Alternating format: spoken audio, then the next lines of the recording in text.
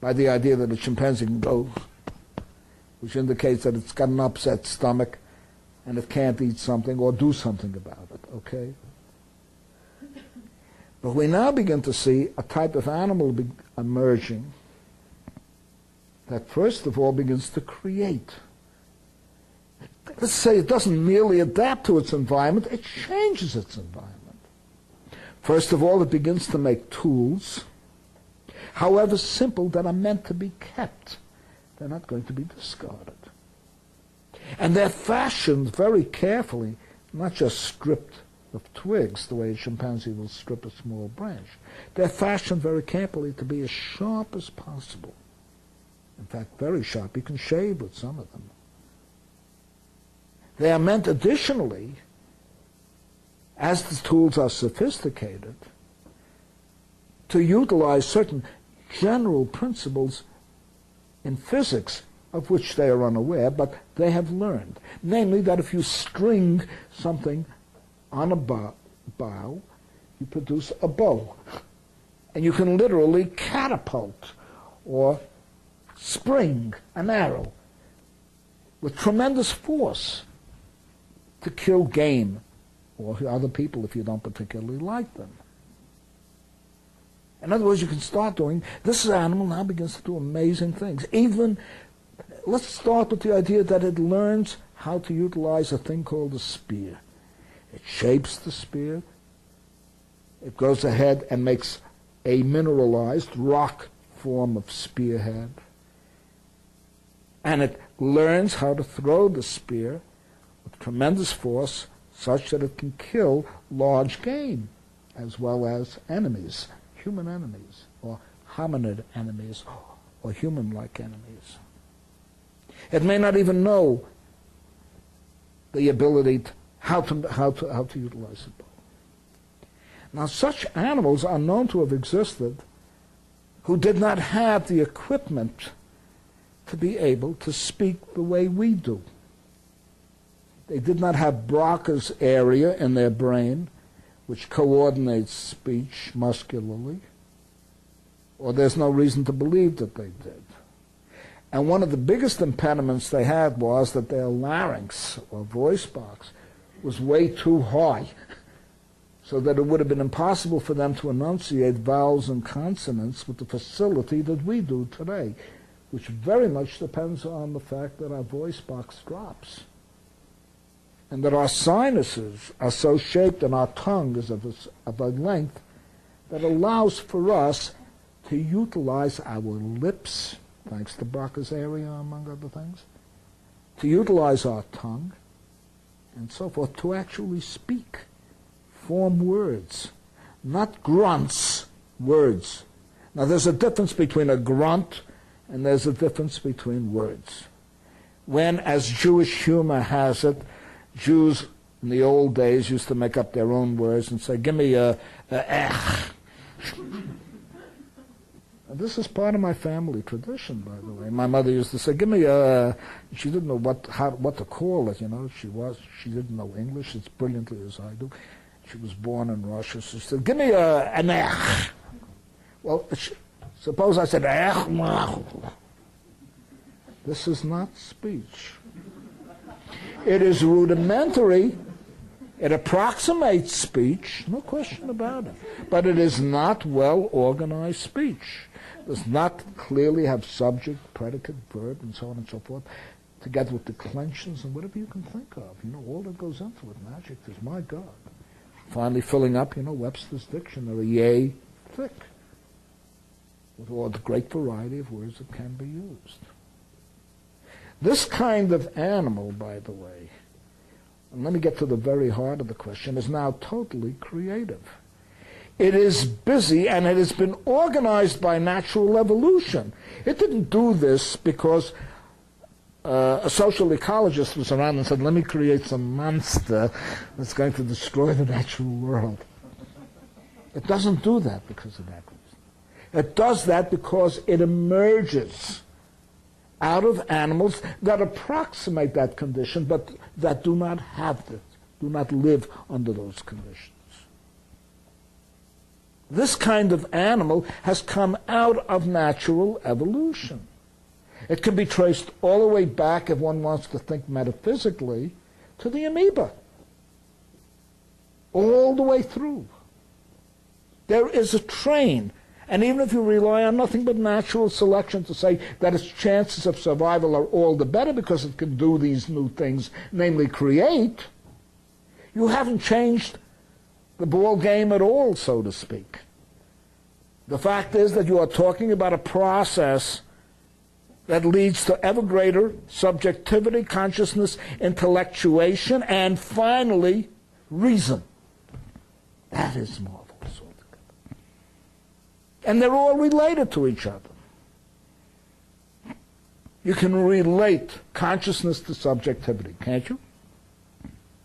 You can relate intellectuation to consciousness, can't you? And then you can relate reason to intellectuation, right? If I am wrong, scream. Tell me I'm wrong. Now, if one thinks in this way, notice the way I'm thinking, by the way. I'm not saying this accident took place and that accident took place and that accident. I'm saying there's an inherent logic in all of this. Of course, this logic may never be fulfilled. It may happen that an asteroid will hit the planet, or would have hit the planet, give or take 15 million years ago, and ended the whole drama. Maybe that same drama would be repeated in another galaxy, as Star Trek likes to put it. Maybe. But the conditions are there for the formation of this creature which no longer adapts but now begins to create. And what does it do? One of the most important things it began to do, give or take about 2 million years ago, was to discover fire. Now, where an ape or any other animal for that matter saw a fire, it would run away. But this kind of ape did something interesting. It sat, it pondered the fire. Instead of running away, it waited for the fire to simmer down, and it collected embers that were still hot, cold, like embers, and it kept them in a certain kind of vessel. And then it began to do interesting things with these embers. Whenever it needed a fire, it saw that by blowing on the fire or oxygenating the fire in this little kind of whatever vessel it had, it could have just been a lot of dirt, or better still, a rock-type bowl, a bowl formed in the earth by rocks. But we know it did it. And it began, and it had the reasoning powers to take a branch with dry foliage, apply it to these embers, blow on it, and then create a torch. And with that torch, it went out and it frightened the whole world. Mammoths ran in different directions, mastodons ran in different directions, saber-toothed tigers took flight. And it saw that it had an enormous power. And it began to do more as other species appeared. Ultimately developing spears, ultimately using clothing. Animals don't put on clothing.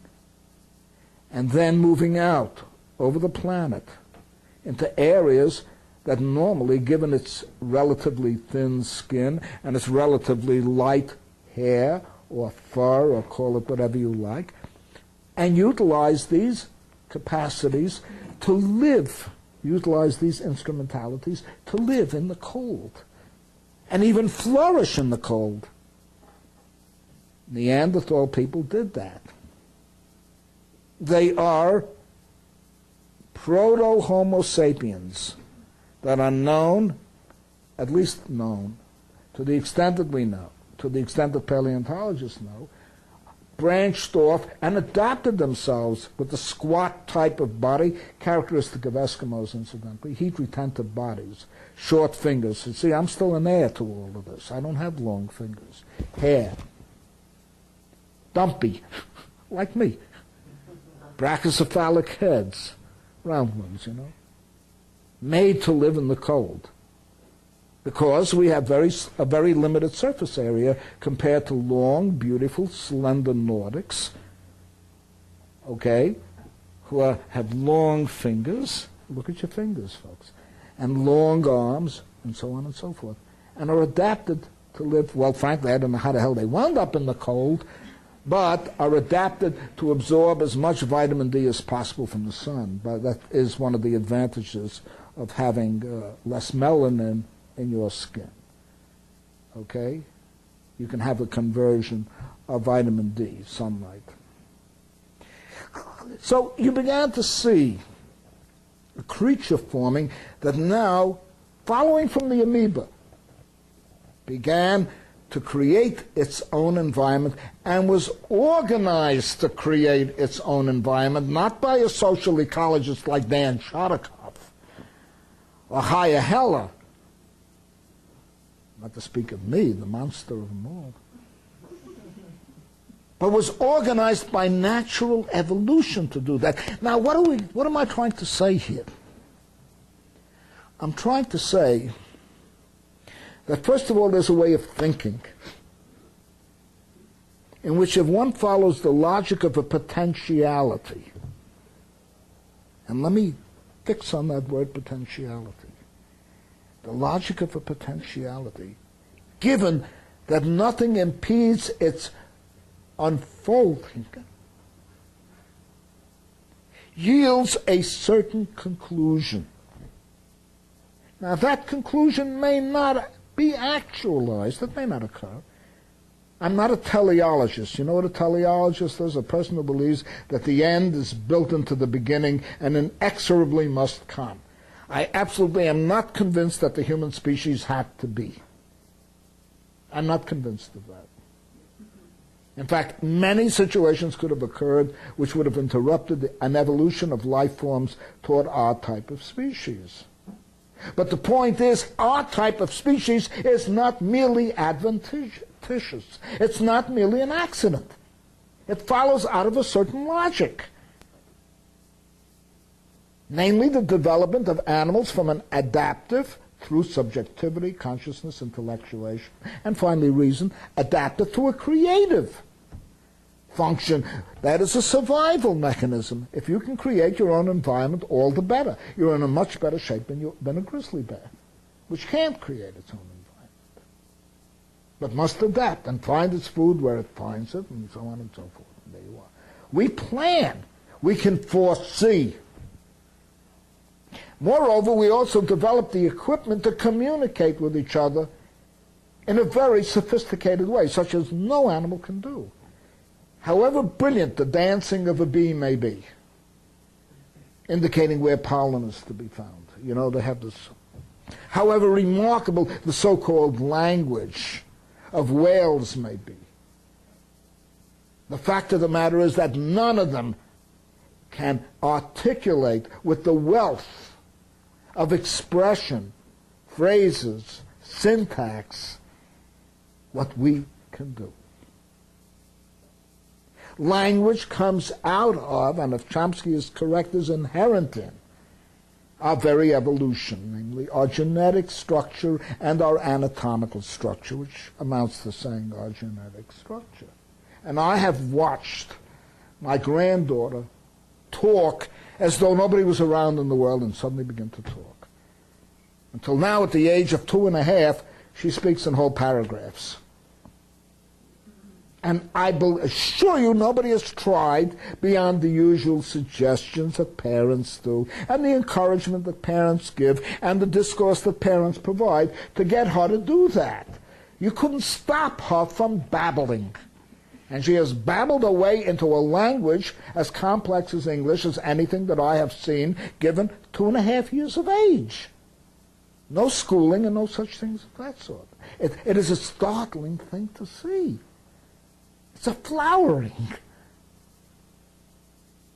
Now, this kind of animal, which marks another development in evolution, namely the ability to create, the ability to communicate, the ability to reason, and finally the ability to generalize, which is not the most sophisticated animal that we know of can do at anything more than the most